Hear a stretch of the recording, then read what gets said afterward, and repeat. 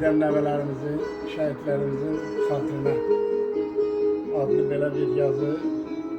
Vaxtilə babalarımızın elədikləri səhvləri nəvələrimiz düzəltdi.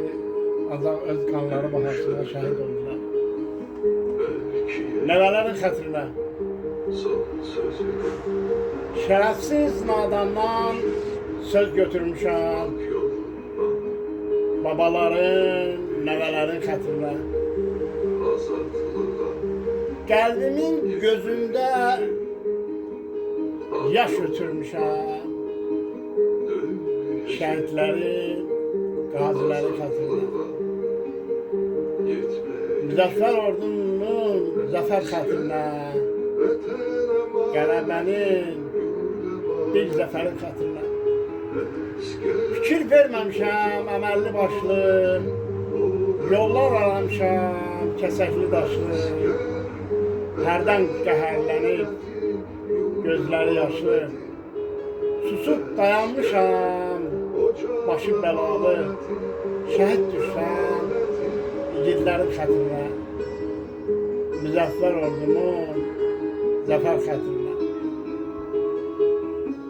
Dağlar aşıb düzə meyil salmışam, düz danışıb elə düzdə qalmışam.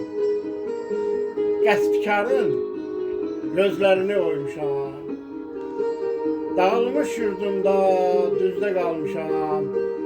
Şəhid düşən nəvələrin xatirinə, Ali Baş Komandanının xatirinə 3000 şəhid verdim torpağın üstə, qazi oldum, təsadüfən ölmədim.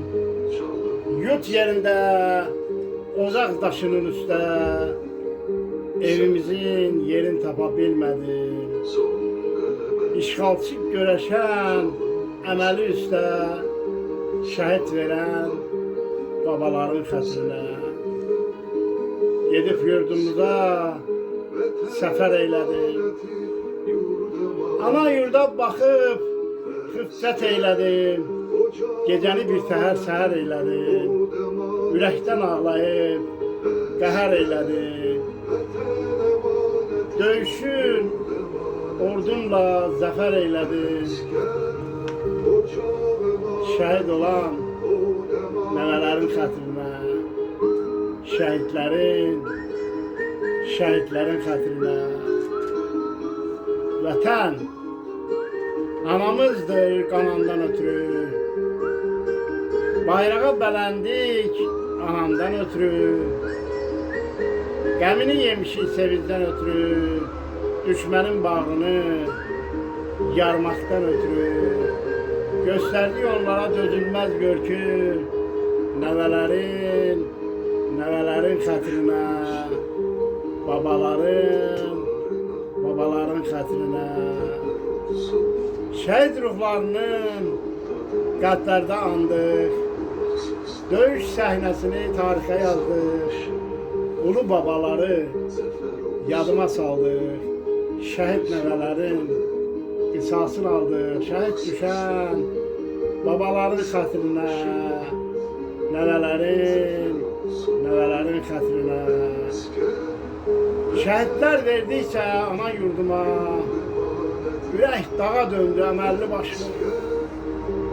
Səngərim qayalıq, çıngıllı daşlı, düşmən dərsin aldı ağıllı başlı.